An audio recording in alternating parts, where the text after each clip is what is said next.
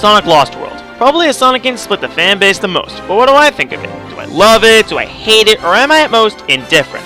That's what I'm here to answer. Let's start with the plot. Our story begins with Sonic and Tails on a tornado chasing Dr. Eggman, who seems to be carrying an animal capsule. He drops the capsule hoping to give them the slip, then shoots the tornado with a laser, causing them to plummet. Fortunately, they notice a landmass in the sky which Tails calls the Lost Pegs, and they're forced to make a crash landing there. Now Sonic must stop Dr. Eggman from turning animals into his robot slaves. Again. Along the way, he encounters 6 enemies called the Deadly Six. It seems Eggman is controlling them somehow, until Sonic makes a hasty maneuver and knocks his conch away. Then the Deadly Six turn on Eggman, and Sonic and Eggman are forced to team up so they can stop the Deadly Six from using Eggman's machine to drain all of the world's energy. Alright, that does it for the story in a nutshell. Now let's get to the gameplay.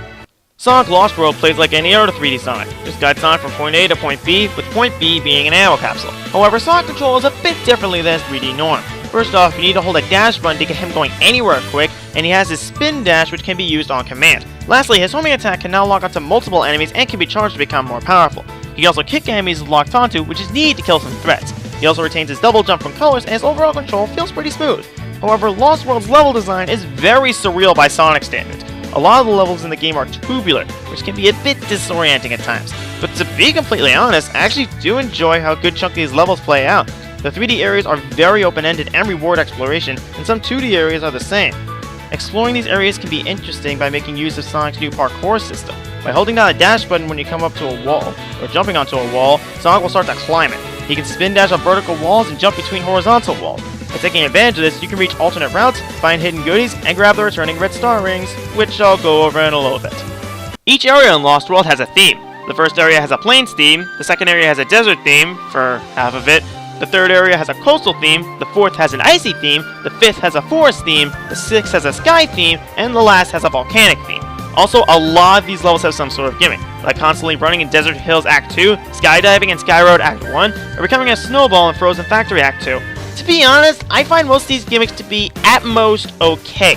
I do get a kick out of Honeycomb Highway and enjoy the grinding levels, but getting the hang of controlling the snowball can be a pain, skydiving feels incredibly awkward, and who likes ice physics in any game? Seriously, who does? In the first 6 worlds, you fight the Deadly Six in the second and fourth levels, and they're all pathetic. I'm serious, all of them have an easy pattern to decode, and with a chargeable homing attack, they all go down very quickly. The only exception to this is the second fight with Zavok and Skyroad, who, I'll admit, puts up a great fight.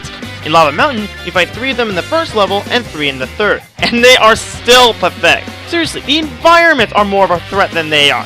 To access the 4th level of any world, you need to collect a certain number of animals. Animals can be collected by destroying enemies, finding animal capsules hidden everywhere in levels, destroying the capsule at the end of the level, or playing carnival games.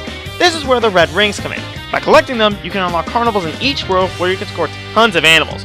Red rings can be found all over the place. They can be in plain sight, require good skills with parkour, or needing to use the returning wisps. Yep, back from Colors are those awesome little aliens. However, they made most of them situational. The laser is still as awesome to use as ever, but that's about it.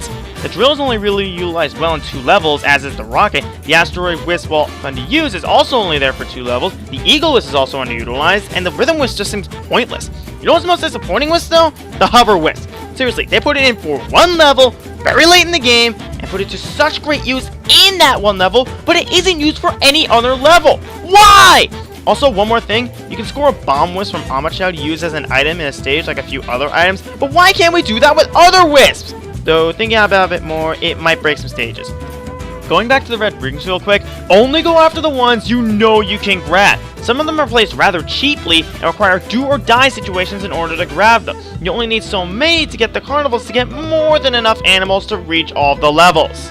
Sadly, the problems I have with this game don't stop with the red rings. Like I said before, most of the bosses are complete jokes, most gimmicks don't sit well with me, and the game itself is very short. There are only 7 main worlds with 4 levels apiece. Although there is an extra world afterward with only 2 levels really worth playing, and some DLC. I especially love the Zelda level. The next level's pretty fun, but the Yoshi level is a little on the underwhelming side. Based on what I've said, you might think I don't like this game, but you would be wrong. There is a lot I like. For one thing, the presentation is amazing. The graphics are gorgeous, and I never encountered one bit of slowdown. The soundtrack is also amazing, with some of my favorites being Honeycomb Highway and Zavok's theme. Also, again, I really enjoy a good majority of levels and how expansive they are. There are a handful of exceptions, sure, but overall I really enjoy level design. Also, I have to give praise to this story because it has some clever writing and some nice moments.